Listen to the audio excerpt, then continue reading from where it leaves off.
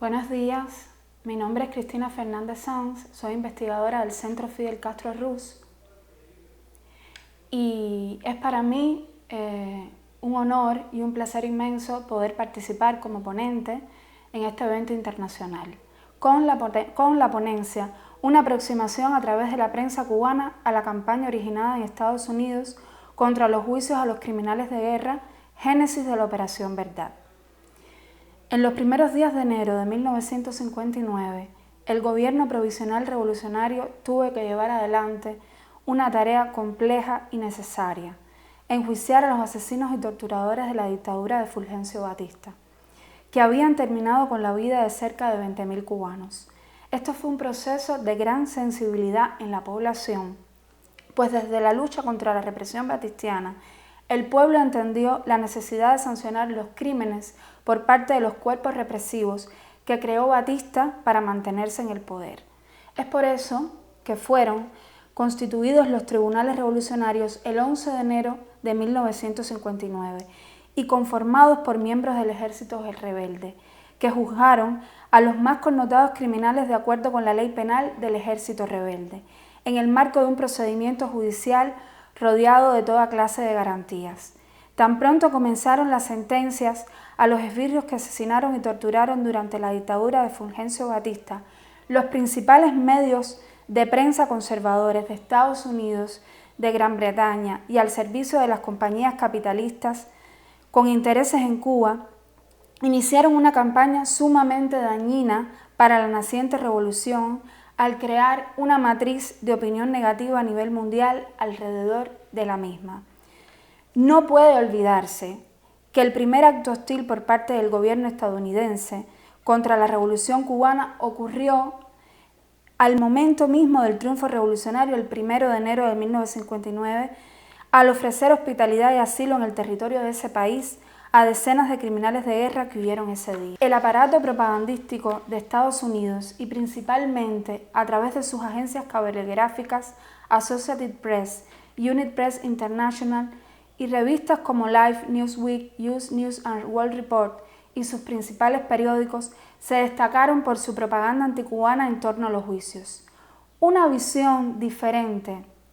la ofrece el doctor en Ciencias Históricas Andrés Saldívar en su trabajo La Operación Verdad, la campaña propagandística del gobierno de Estados Unidos que la hizo necesaria, al afirmar que el verdadero responsable de aquella campaña propagandística fue el gobierno de los Estados Unidos. En este sentido,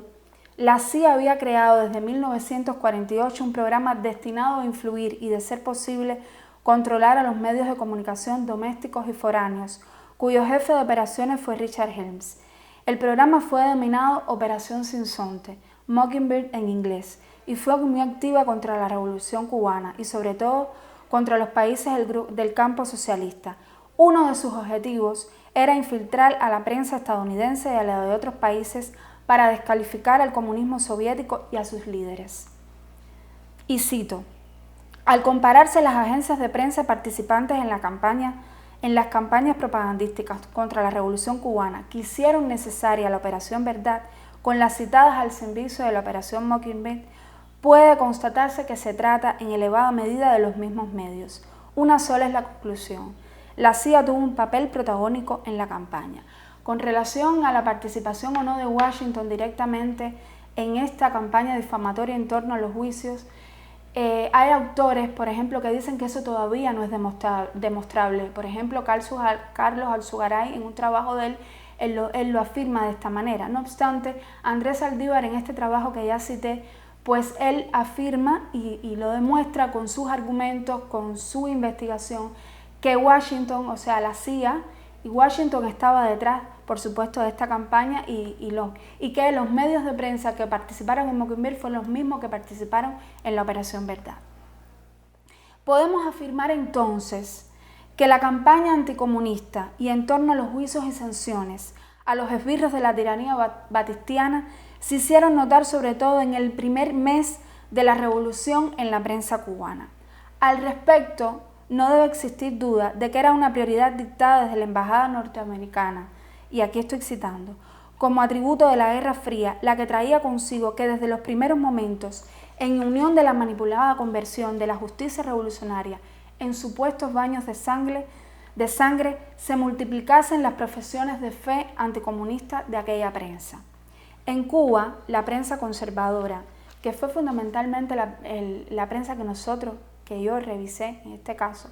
fundamentalmente el Diario de la Marina, se hizo eco de la campaña en contra de los juicios y las sanciones a los criminales de guerra, con la publicación de los cables de agencias de prensa como AP y UPI ya mencionadas durante las primeras semanas,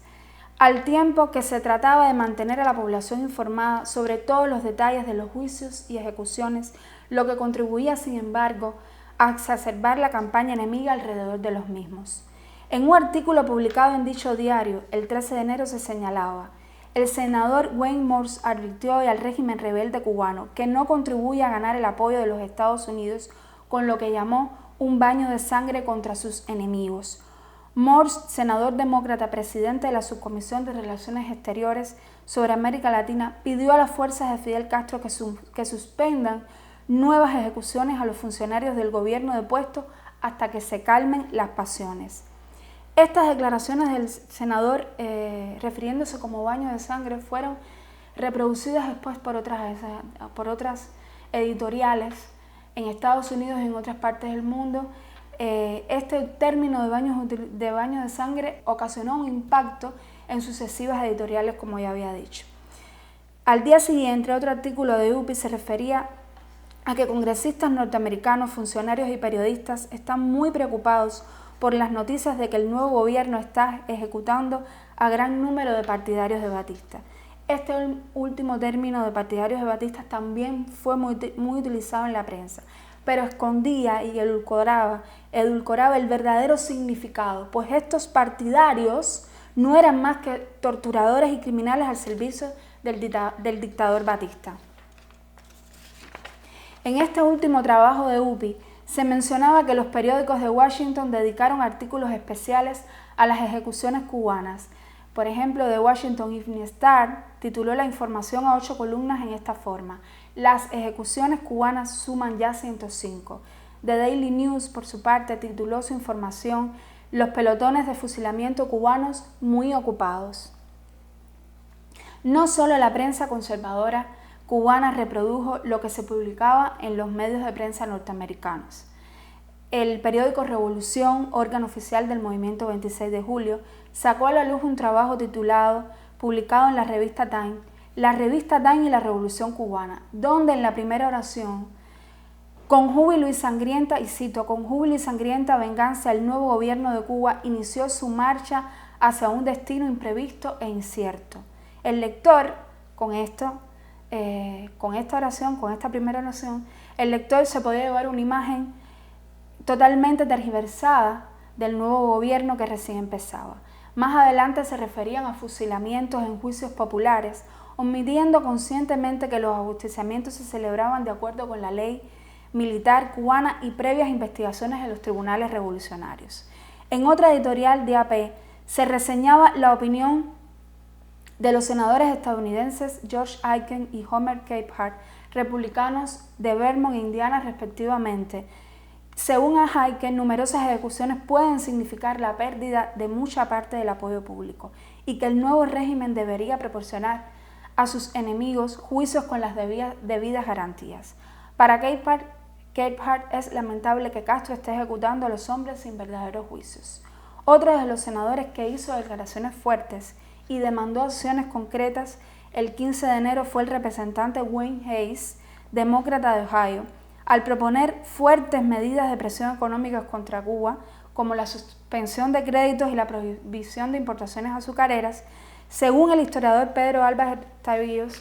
es la primera mención pública de la cual existe referencia sobre el tema de la utilización del arma económica por parte de Estados Unidos contra Cuba.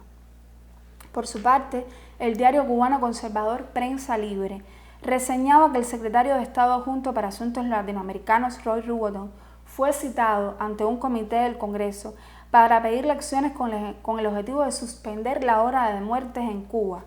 El referido diario citó las palabras textuales de Hayes: ¿qué va a hacer el Departamento de Estado para calmar a Castro antes que despueble Cuba? Y más adelante, los Estados Unidos no pueden ignorar esos asesinatos, y estoy citando, esos asesinatos en masa no importa dónde se cometan. El término de asesinatos en masa también fue muy utilizado por la prensa conservadora y por otras editoriales. O sea, la prensa conservadora en Cuba reprodujo esas editoriales donde se mencionaban también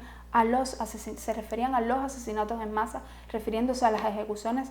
que se estaban llevando a cabo en Cuba, muy justas. En otro artículo del mismo rotativo se señalaba que el senador John Sparman, miembro de la Comisión de Relaciones Exteriores del Senado, fue el último en declarar en contra de las sanciones en Cuba, al decir: espero que el gobierno cubano tome en consideración el hecho de que la opinión pública se ha estremecido en este país ante las ejecuciones.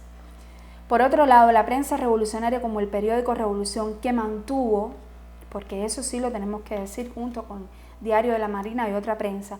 en su primera plana mantuvo a la población informada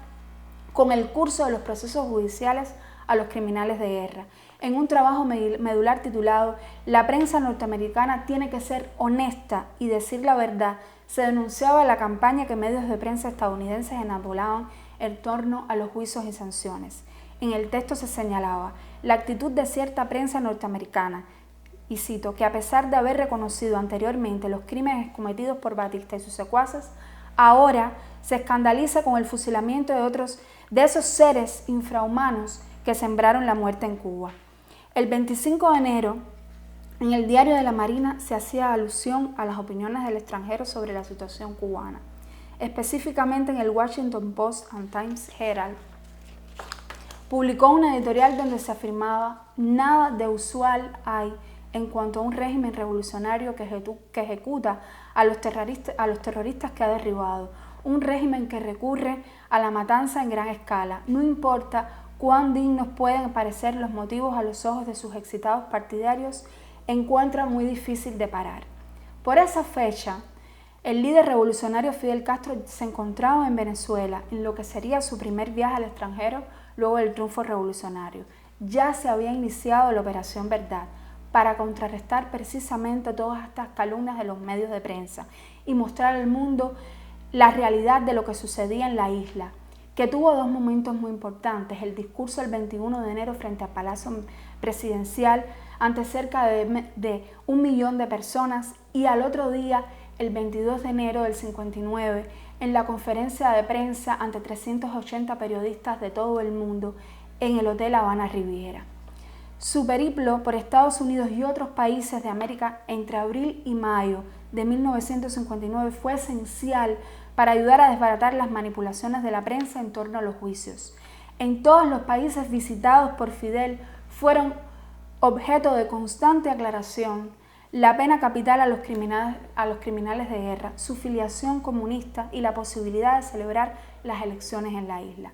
Un análisis de los discursos de Fidel en el periodo comprendido entre mediados de enero y principios de mayo de 1959 refleja que el líder cubano denunció la campaña desatada por los medios de prensa y le explicó al pueblo cubano y al mundo la necesidad de juzgar a los criminales de guerra en el menor tiempo posible. Durante 5 meses, el líder de la Revolución Cubana le rindió cuentas a su pueblo porque, como él decía, no le rendía cuentas a los congresistas norteamericanos, él le rendía cuentas a su pueblo y también a otros del mundo. Hasta aquí mi exposición, y quería comentarles ya para finalizar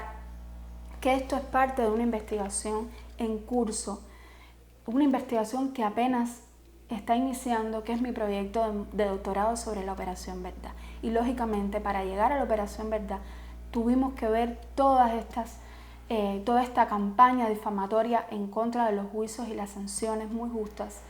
a los criminales de guerra una vez que triunfa la revolución en el primer mes de la Revolución Cubana en enero del 59. Muchas gracias.